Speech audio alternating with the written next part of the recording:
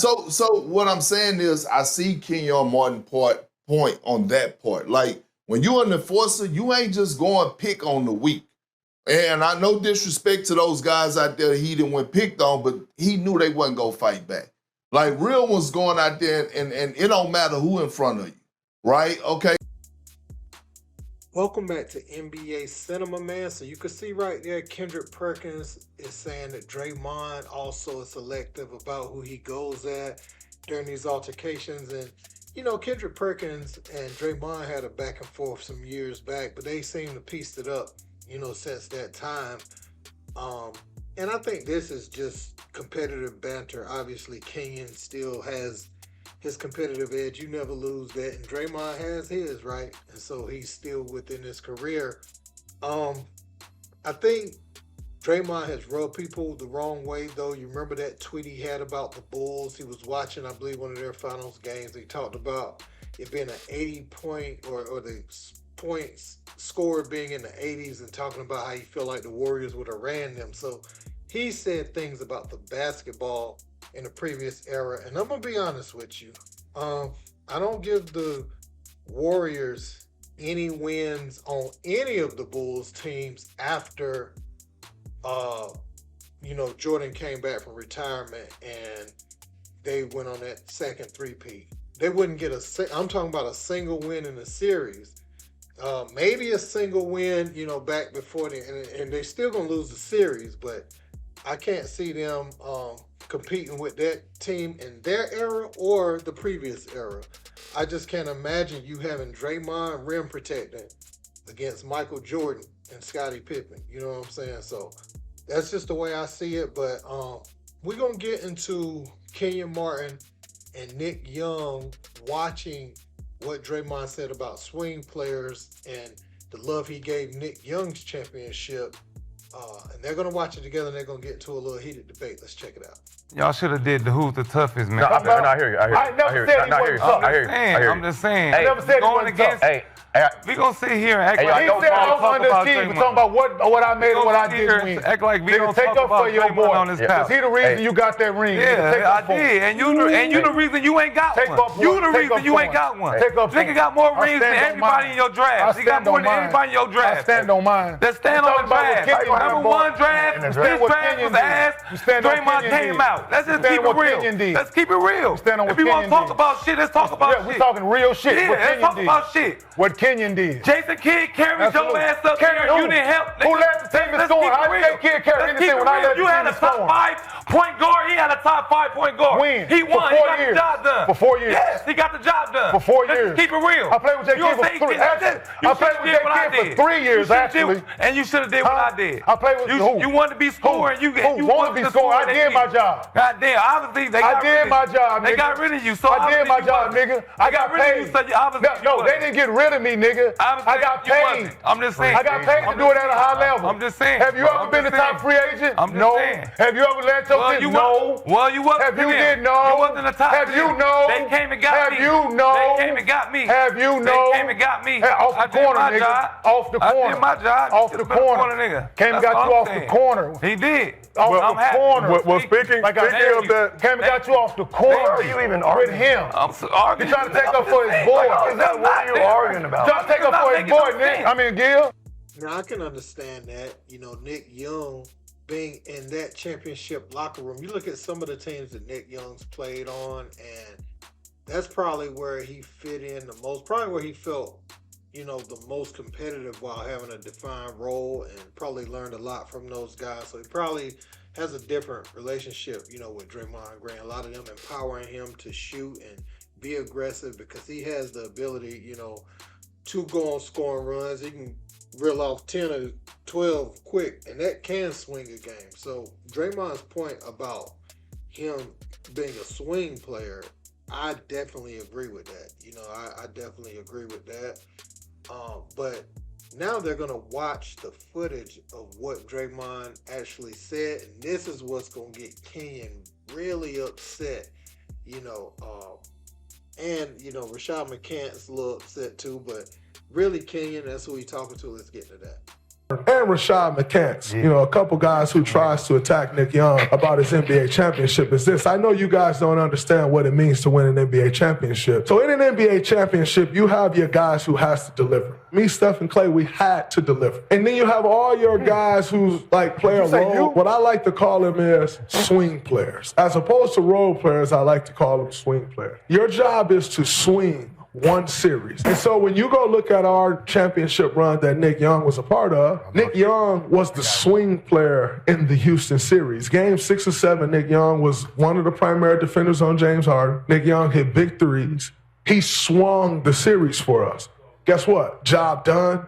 When you talk about winning a championship, he swung the series. What the New Jersey Nets needed Kenyon Martin to do. They needed you to swing the series, but you couldn't swing the series, so y'all lost. Y'all got smacked. Yeah. So you saying that he comparing me and you, right? They not comparing. No, they said I was supposed to do what you did, swing a series, right? When the leading scorer is supposed to swing the series? I'm asking. Is that what he mean? Based on his criteria, I don't think you'd fit the criteria of a swing player. Yeah, so what the fuck is this clown talking about here, man? Like, who's swinging what series? I'm the leading scorer on the fucking team. In the playoffs and the regular season. Who swinging who what? What? J. Kidd had a bigger name, yes. J. Kidd was first team All-NBA, yes. He was, yes. Yeah. I led the team in scoring. And fucking rebounding. Who's swinging what? I don't fit that fucking criteria. I'm sorry. Nobody want to be a swing. Like, I don't swing series. I help win series. I help put foot to ass in series. I'm the main reason we swept niggas in series. I was a part of that. So me being a swing player in the series, no. Closeout games in the series. Knicks swept them in their house, 35 on their floor, 35-13 on their floor. Who's swinging what? You led the team in scoring? Yes. It's facts, Well, how Nick. much you average? It's facts, Nick. How much? Can I ask you what does it matter? It could have been 10, Nick. 10 points, Nick. I don't think it was that. I led us in scoring with 10 points, Nick. I'm just saying. 10 points. We throwing this around. It's facts. You saying it to me like... I'm saying it to the world because it's facts. You can go look it up. You saying it to me like... The world. You can go look it up. I just want to know how much. You can go look it up. 10 points. 10 points. In the finals when we lost to the Lakers, I averaged 22, led the team in scoring. I'm talking about overall. In the playoffs overall. Yes, the whole Nick. season, you led the team in scoring? Yes, Nick.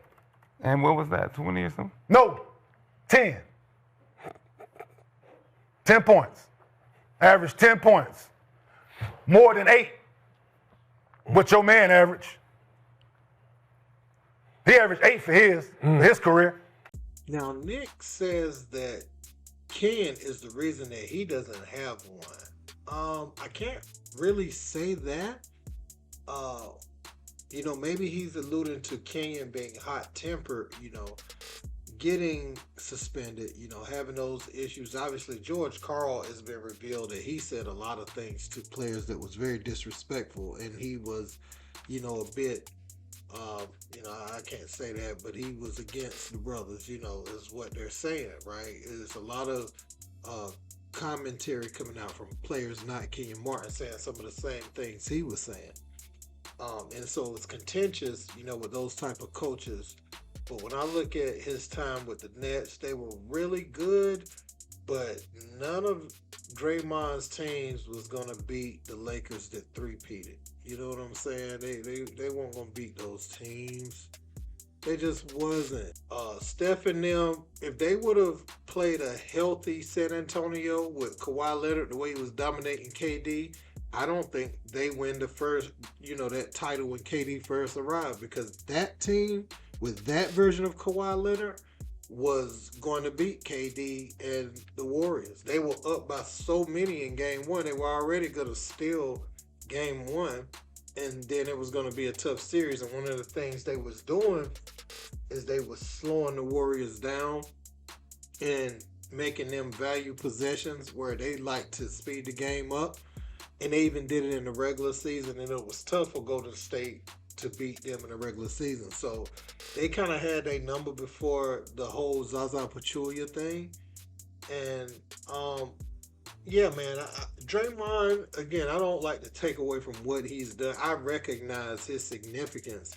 And I know you can't just plug in any other player that's playing that I feel like is better than him as a basketball player for that specific team.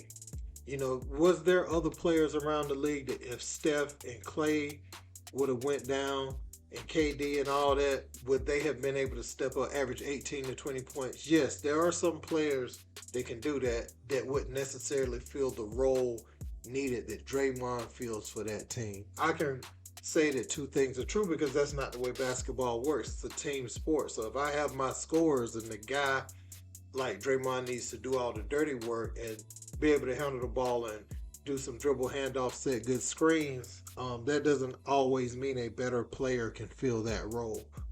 I think that's kind of Kenyon Martin's point. Draymond is laughable in the 90s. Laughable.